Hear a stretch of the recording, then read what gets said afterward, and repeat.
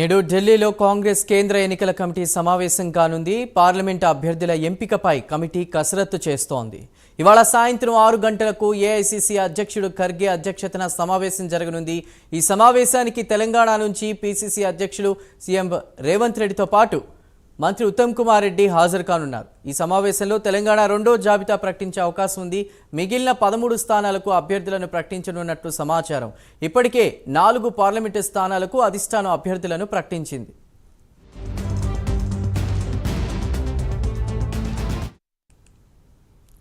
వాటికి ఇదే అంశంపై మరిన్ని డీటెయిల్స్ మా ప్రతినిధి నాగేంద్ర అందిస్తారు.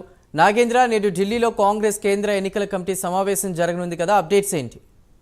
Thank you Chandu. ఢిల్లీ కేంద్రంగా ఈరోజు కాంగ్రెస్ కేంద్ర ఎన్నికల కమిటీ సమావేశం కాబోతుంది. సమావేశం కీలకంగా పార్లమెంట్ అభ్యర్థులకు సంబంధించినటువంటి అంశం పైన ప్రధానంగా చర్చించబోతుంది.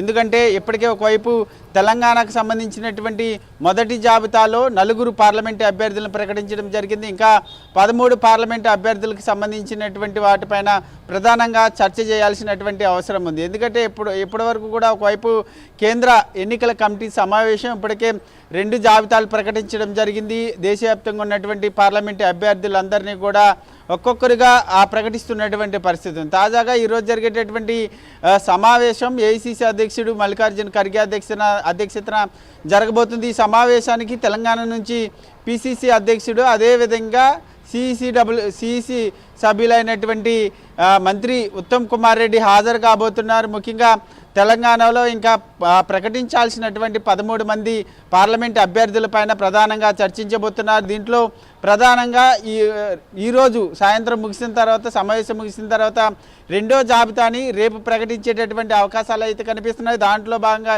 ఇప్పటికే 10 పార్లమెంటు నియోజకవర్గాలకు సంబంధించినటువంటి అంశంలో ఒక క్లారిటీ అయితే అధిష్టానానికి రావడం జరిగింది. దాంట్లో ప్రధానంగా చేవెళ్ళ నుంచి ప్రధానంగా తాజాగా బీఆర్ఎస్ నుంచి కాంగ్రెస్ పార్టీలో చేరినటువంటి రంజిత్ రెడ్డికి టికెట్ కన్ఫర్మ్ అయ్యేటటువంటి అవకాశాలు కనిపిస్తున్నాయి. దాంతోపాటు మరొకవైపు సికింద్రాబాద్కి సంబంధించినటువంటి అంశంలో ముందు నుంచి కూడా బొంతు రామ్మోహన్, మాజీ మేయర్ అయినటువంటి బొంతు రామ్మోహన్కి టికెట్ ఇస్తారంటూ కూడా వార్తలు వచ్చినప్పటికీ ఆయన మీద నెగిటివ్ టాక్ కనిపించడంతో ఒకసారిగా బీఆర్ఎస్కి సంబంధించినటువంటి ఖైరతాబాద్ ఎమ్మెల్యే దానం నాగేంద్ర ప్రస్తుతం కాంగ్రెస్ కండువా కప్పుకున్నారు. ఆయన్ని సికింద్రాబాద్ నుంచి బరిలో నిలిపేందుకు రాష్ట్ర నాయకత్వం సిద్ధమవుతున్నటువంటి పరిస్థితి ఉంది. మరొకవైపు నిజామాబాద్కి సంబంధించినటువంటి అంశంలో కాంగ్రెస్ ఎమ్మెల్సీ జీవన్ రెడ్డి ముందు నుంచి కూడా టికెట్ కోసం ప్రయత్నాలు చేస్తారు. ఆయనకే టికెట్ కన్ఫర్మ్ అవుతుంది అంటూ కూడా వార్తలు వచ్చాయి. కానీ గత అసెంబ్లీ ఎన్నికల్లో పోటీ చేసినటువంటి వారికి ఎవరికి కూడా పార్లమెంట్ ఎన్నికల్లో పోటీ చేసేటటువంటి అర్హత లేదు, వారికి పోటీ చేసేటటువంటి అర్హత లేదంటూ కూడా కాంగ్రెస్ పార్టీ నిర్ణయం తీసుకోవడం జరిగింది. దాంట్లో భాగంగా నిజామాబాద్ నుంచి ఆరెంజ్ ట్రావెల్స్ అధినేత అయినటువంటి సునీల్ రెడ్డికి అక్కడ టికెట్ కన్ఫర్మ్ చేసేటటువంటి అవకాశాలు కనిపిస్తున్నాయి. మరొకవైపు పెద్దపల్లి నుంచి గడ్డం వంశీ, ప్రస్తుతం కాంగ్రెస్ పార్టీకి సంబంధించినటువంటి ఎమ్మెల్యే గడ్డం వేకి సంబంధించినటువంటి కుమారుడు గడ్డం వంశీకి పెద్దపల్లి నుంచి టికెట్ కన్ఫర్మ్ అయ్యేటటువంటి అవకాశాలు కనిపిస్తున్నాయి. దాంతోపాటు మరొకవైపు నాగర్ కర్నూలుకు సంబంధించినటువంటి అంశంలో మాత్రం ఇద్దరు నేతల మధ్య తీవ్ర పోటీ నెలకొంది. ఎందుకంటే ఒకవైపు మల్లురావుతో పాటు మరొకవైపు సంపత్ కుమార్, ఈ ఇద్దరు నేతలు ఆ టికెట్ కోసం తీవ్ర ప్రయత్నాలు చేసినప్పటికీ మల్లురావి గత అసెంబ్లీ ఎన్నికల్లో పోటీ చేసినటువంటి నేపథ్యంలో నాగర్ కర్నూలు నుంచి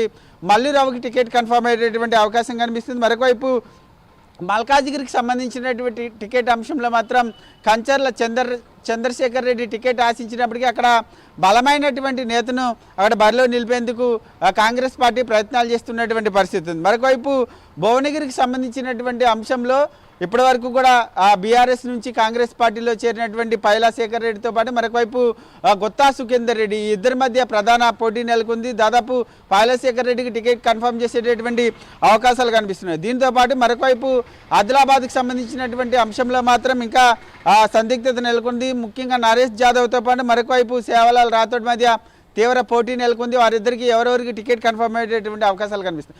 మరొకవైపు దీంతో పాటు మిగిలినటువంటి నియోజకవర్గాలకు సంబంధించినటువంటి అంశంలో ఖమ్మం నియోజకవర్గం సంబంధించినటువంటి అంశంలో ప్రధానంగా డిప్యూటీ సీఎం అయినటువంటి సతీమణి బట్టి విక్రమార్క సతీమణితో పాటు అదేవిధంగా మరొకవైపు మంత్రి అయినటువంటి పొంగులేటి శ్రీనివాసరెడ్డి బ్రదర్తో పాటు మరొకవైపు తుమ్మల నాగేశ్వరరావు కుమారుడు. ఈ ముగ్గురు కూడా ప్రధానంగా ఖమ్మం పార్లమెంటు నియోజకవర్గం నుంచి తీవ్రంగా పోటీ చేసేందుకు ప్రయత్నాలు చేస్తున్నటువంటి నేపథ్యంలో అధిష్టానం ఎవరి వైపు మొగ్గు చూపుతుంది అన్నది మాత్రం చూడాలి. అదేవిధంగా మరొకవైపు హైదరాబాద్ నియోజకవర్గానికి సంబంధించినటువంటి అంశంలో మాత్రం ఇండియా కూటమిలో భాగంగా ఎంబీటీకి సంబంధించినటువంటి అభ్యర్థిని ఆనందరావుని బరిలో నిలిపేటటువంటి అవకాశాలు అయితే కనిపిస్తున్నాయి. మొత్తానికి రేపు రెండవ జాబితాకు సంబంధించినటువంటి అంశంలో ఒక 8 నుంచి 10 మంది పార్లమెంటు అభ్యర్థులను ప్రకటించేటటువంటి అవకాశం కనిపిస్తుంది. మరొకవైపు ఖమ్మంతో పాటు మరొకవైపు నాగర్ కర్నూలు, అదేవిధంగా భువనగిరి, ఈ 3 పార్లమెంటు నియోజకవర్గాలు మాత్రం పెండింగ్లో పెట్టేటువంటి అవకాశాలు కనిపిస్తుంది. ఎందుకంటే పార్లమెంట్ ఎన్నికలకు సంబంధించినటువంటి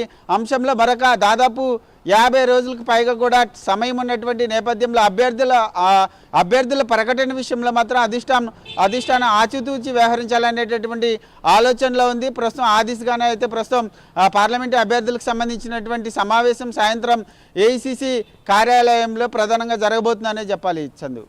రైట్ నాగేంద్ర, థ్యాంక్ యూ.